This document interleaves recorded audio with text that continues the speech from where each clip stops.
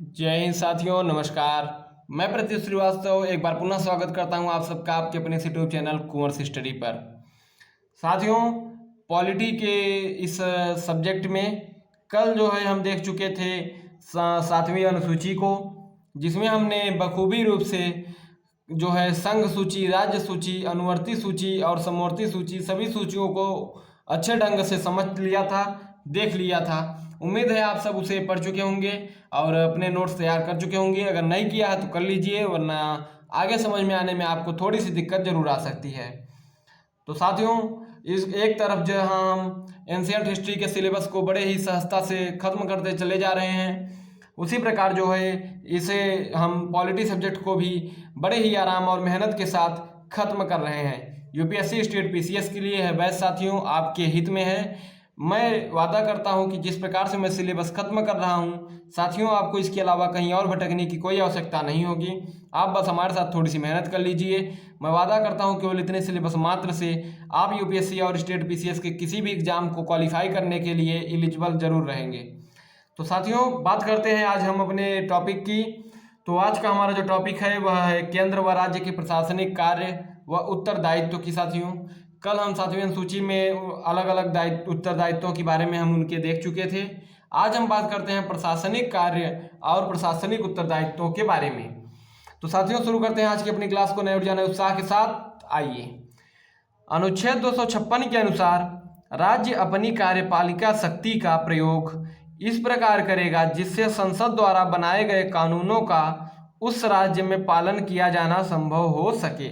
अर्थात अनुच्छेद 256 हमें यह बताता है साथियों कि राज्य अपनी कार्यपालिका की शक्ति के द्वारा अपने विधानमंडल में जो है इस प्रकार से जो है कानून बनाएगी, ऐसे अपने कार्यपालिका के प्रयोग करेगी कि संसद द्वारा बनाए गए किसी भी कानून का उस राज्य में पालन किया जाना संभव हो। अर्थात संसद अगर कोई नया कानून बनाकर राज्य को देती है तो वह राज्य अपने कार्यपालिका की शक्ति के द्वारा जो है उस राज्य में उस कानून को संचालित करवाएगी। यह 256 हमें बताता है। आगे बात करते हैं साथियों, तो अनुच्छेद 257 के अनुसार राज्य अपनी कार्यपालिका शक्ति का प्रयोग इस प्रकार करेगा ताकि इससे संघ की कार्यपालिका शक्ति पर कोई प्रतिकूल प्रभाव न पड़े। अर्थात साथियों, अनुच्छेद 257 हमें यह बताता है कि राज्य की कार्यपालिका शक्ति यानी कि केंद्र के कार्यपालिका शक्ति के बीच अड़चन नहीं पड़ेगी। वह कोई ऐसा कार्य राज्य की कार्यपालिका नहीं करेगी जो कि केंद्र के कार्यपालिका के किसी भी कार्य के बीच जो है अड़चन का कार्य करे। आगे देखते हैं साथियों, अनुच्छेद 258 के अनुसार राष्ट्रपति किसी राज्य सरकार को ऐसे कार्य सौंप सकता है जो संघ की कार्यपालिका के अंतर्गत आते हैं। अर्थात अनुच्छेद 258 में हमें देखने को मिलता है साथियों कि राष्ट्रपति अगर चाहे तो किसी भी राज्य को कोई भी कार्य ऐसा सौंप सकता है जो कि केंद्र की संघ की कार्यपालिका के अंतर्गत पड़ता है। ऐसे किसी भी कार्य को वह जो है अगर चाहे तो जिस भी राज्य को चाहे ऐसे कार्य सौंप सकता है। यह राष्ट्रपति के अधिकार क्षेत्र में आता है। आगे बात करते हैं साथियों, अनुच्छेद 262 की अगर हम बात करें तो अनुच्छेद 262 प्रावधान करता है कि संसद विभिन्न राज्यों के मध्य उत्पन्न होने वाले नदी जल संबंधी विवादों के न्यायिक समाधान के लिए व्यवस्था कर सकती है।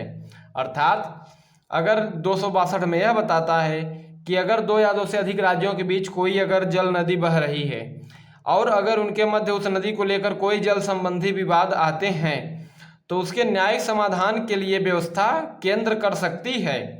संसद द्वारा इस प्रकार की गई व्यवस्था को देश के किसी भी न्यायालय में चुनौती नहीं दी जा सकती है। साथियों, अनुच्छेद 262 हमें यह बताता है कि जैसे मान लीजिए अगर उत्तर प्रदेश और मध्य प्रदेश के मध्य जो है एक नदी बह रही है जो कि दोनों प्रदेशों से होकर गुजरती है, और कल अगर इसे जो है इसको लेकर अगर कल को कोई विवाद हो जाता है, जैसे कि अगर उत्तर प्रदेश चाहे कि इस नदी का जल का पूर्ण उपभोग केवल हम करें, मध्य प्रदेश इसका उपयोग ना करने पाए, तो वह अगर ऐसे किसी परियोजना को लेकर बांध वगैरह कुछ बना देती है और मध्य प्रदेश जो है जल की कमी को अब झेल रहा है तो वह केंद्र में जो है सहायता ले सकता है और केंद्र जो है इसकी न्यायिक समाधान जरूर देगी और उसके द्वारा दिया गया जो समाधान होगा केंद्र के द्वारा, उसको किसी भी न्यायालय में कोई भी राज्य, कोई भी व्यक्ति चुनौती नहीं दे सकता है। अर्थात साथियों, ऐसे किसी भी समाधान के लिए केंद्र का फैसला ही अंतिम माना जाएगा। इस चीज को याद रखिएगा। अनुच्छेद 263 की अगर हम बात करें तो अनुच्छेद 263 हमें बताता है कि राष्ट्रपति को विभिन्न राज्यों व केंद्र और राज्यों के मध्य उत्पन्न गतिरोधों को दूर करने तथा आपसी विचार विमर्श करने के लिए अंतर्राज्यीय परिषद का गठन करने की शक्ति प्रदान करता है। अर्थात अनुच्छेद 263 हमें बताता है साथियों कि राष्ट्रपति अगर चाहे तो किसी भी राज्य, केंद्र या राज्य आपस में, राज्य या केंद्र राज्य को आपसी गतिरोध को दूर करने के लिए, आपस में बातचीत, विचार विमर्श करने के लिए एक सभा का संगठन कर सकती है। यह केवल राष्ट्रपति के अधिकार क्षेत्र में आता है। आगे साथियों बात करते हैं अनुच्छेद 155 की। अनुच्छेद 155 की अगर हम बात करें तो अनुच्छेद 155 के अनुसार राज्यपाल की नियुक्ति राष्ट्रपति द्वारा की जाती है। राष्ट्रपति इच्छा पर उसे हटा भी सकता है, यह अनुच्छेद 156 के अनुसार। अर्थात साथियों, अनुच्छेद 155 हमें बताता है कि प्रत्येक राज्य में एक राज्यपाल जो होता है, उस राज्यपाल की नियुक्ति राष्ट्रपति करेगा। और अनुच्छेद 156 हमें बताता है कि राष्ट्रपति जब चाहे राज्यपाल को अपनी इच्छा से उस राज्य से हटा भी सकता है, उस पद से हटा सकता है। उसके बाद साथियों बात करते हैं अनुच्छेद 365 की।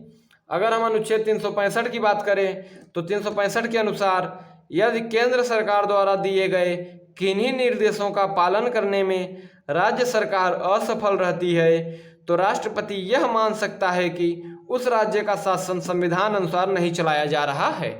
अर्थात अगर केंद्र साथियों कोई कार्य राज्य को सौंपता है, अगर राज्य उस कार्य को नहीं कर पाती है तो राष्ट्रपति यह मान सकता है कि जो है राज्य जो है वह संविधान के अनुरूप नहीं चल रही है और वहाँ पर राष्ट्रपति शासन आदि की जो है संज्ञा दे सकती है।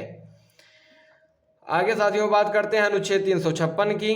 तो अनुच्छेद 356 के अनुसार यदि राष्ट्रपति किसी राज्य की व्यवस्था संविधानानुसार ना समझे तो संवैधानिक आपात की घोषणा कर सकता है।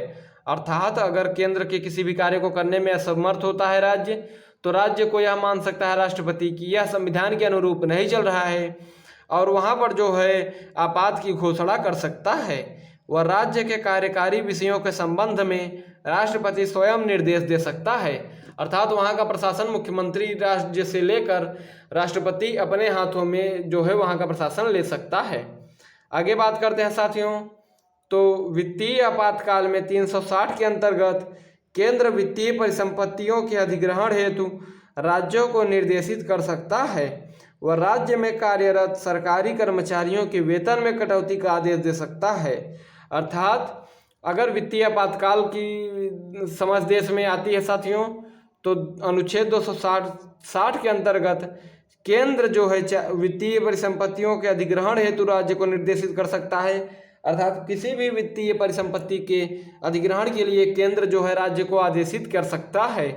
और राज्य में जितने भी कर्मचारी कार्यरत हैं, केंद्र जो है राज्य से उनके वेतन में कटौती के लिए कह सकता है। यह अधिकार हमें 360 में केंद्र के पास देखने को मिलती है। आगे साथियों हम बात करते हैं अखिल भारतीय सेवाओं की।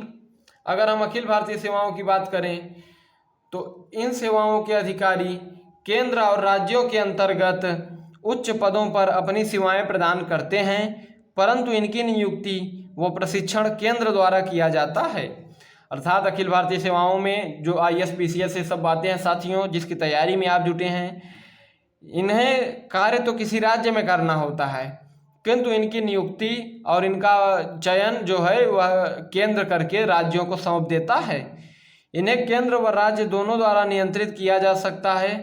पूर्ण नियंत्रण केंद्र का व तत्कालिक नियंत्रण राज्य का होता है, क्योंकि वे राज्य में ही कार्यरत रहते हैं।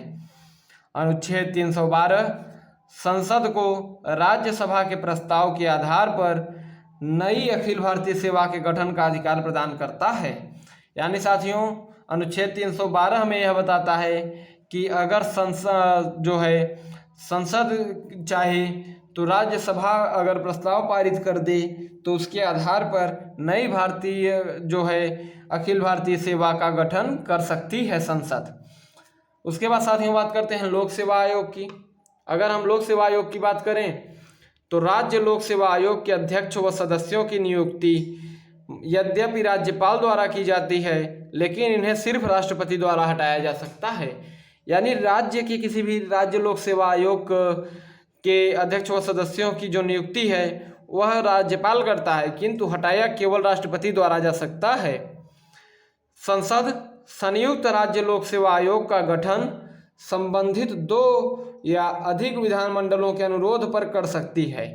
यानी 2 या 2 से अधिक राज्यों के विधानमंडल अगर संसद से अनुरोध करते हैं तो संसद 2 या अधिक राज्यों के लिए संयुक्त रूप से एक लोक सेवा आयोग के गठन कर सकती है। अर्थात 2 या अधिक राज्यों के लिए केवल एक ही लोक सेवा आयोग होगी। इसके सदस्यों व अध्यक्ष की नियुक्ति राष्ट्रपति करता है। राज्यपाल के अनुरोध व राष्ट्रपति की मंजूरी के बाद संघ लोक सेवा आयोग राज्य की आवश्यकता अनुसार कार्य कर सकता है। अगर साथियों किसी राज्य का राज्यपाल चाहे और राष्ट्रपति अगर उसे मंजूरी दे दे तो जो संघ लोक सेवा आयोग यानी यूपीएससी है, जो कि केंद्र की अखिल भारतीय सेवा के लिए चयन प्रक्रिया के लिए जिम्मेदार इकाई है, वह राज्यों के लिए भी जो है कर्मचारी नियुक्ति का कार्य कर सकती है। तो इस चीज़ को याद रखिएगा साथियों। आगे हम बात करते हैं एकीकृत न्याय व्यवस्था की। तो उच्चतम न्यायालय सर्वोच्च स्तर पर उच्च न्यायालय इसके नीचे है। अर्थात न्याय व्यवस्था की बात करें तो सबसे पहला जो सर्वोच्च केंद्र है न्याय का वह उच्चतम न्यायालय है, जिसे सुप्रीम कोर्ट कहते हैं। उसके बाद साथियों उच्च न्यायालय यानी कि प्रत्येक राज्य में जो उसका मुख्य उच्च न्यायालय होता है, हाई कोर्ट होता है, उसकी बात करते हैं। यह व्यवस्था पारस्परिक टकराव व भ्रांति को समाप्त करने हेतु अपनाई गई है। उच्च न्यायालय के न्यायाधीशों की नियुक्ति राष्ट्रपति द्वारा सर्वोच्च न्यायालय के मुख्य न्यायाधीश एवं संबंधित राज्य के राज्यपाल के परामर्श से की जाती है। इन्हें राष्ट्रपति द्वारा ही स्थानांतरित या हटाया जा सकता है। संसद विधान बनाकर 2 या 2 से अधिक राज्यों के लिए एक ही उच्च न्यायालय की स्थापना कर सकती है।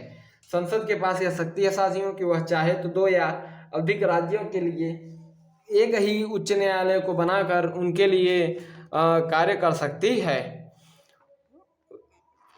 आगे साथियों अगर हम बात करें तो हमारी प्रशासनिक इकाई यहाँ पर समाप्त होती है। आगे हमारी बात आती है केंद्र राज्य वित्तीय कार्य व संबंध की। तो साथियों अब हम बात करेंगे केंद्र और राज्यों के मध्य जो वित्तीय संबंध स्थापित है, यानी पैसों से लेकर।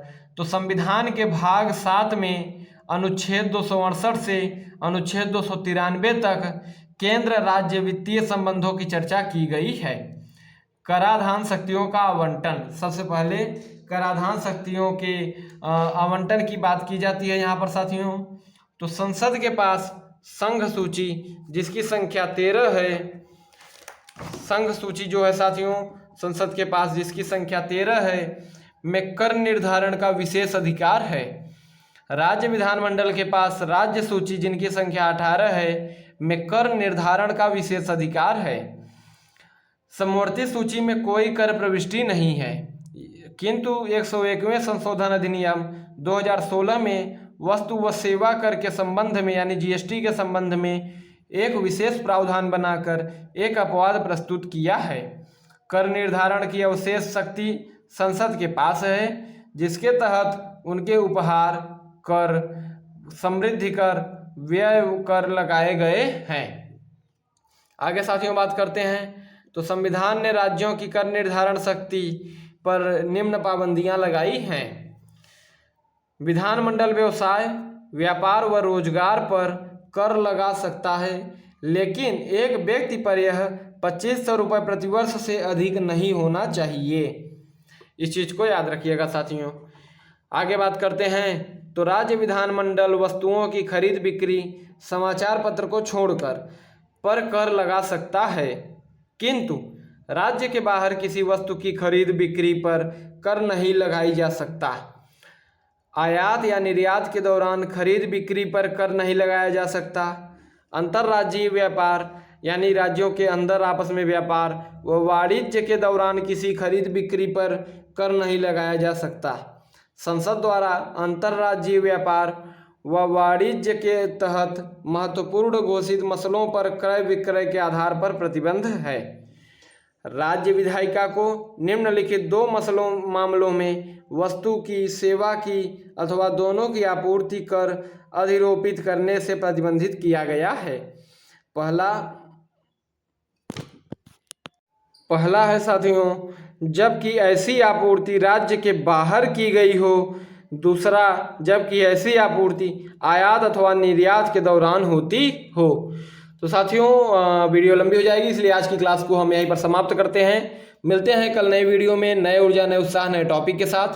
आप अपने तैयारी को बेहतरीन आयाम प्रदान करने के लिए आप अपने हाथों से नोट्स बनाते चलिए साथियों, दोहराते चलिए, समझते चलिए एक एक पॉइंट्स को, और मैं आपके साथ मेहनत करने को तैयार हूँ। आपके सपने को साकार करने में मैं उतना ही महत्वपूर्ण भूमिका निभाने को तैयार बैठा हूँ साथियों।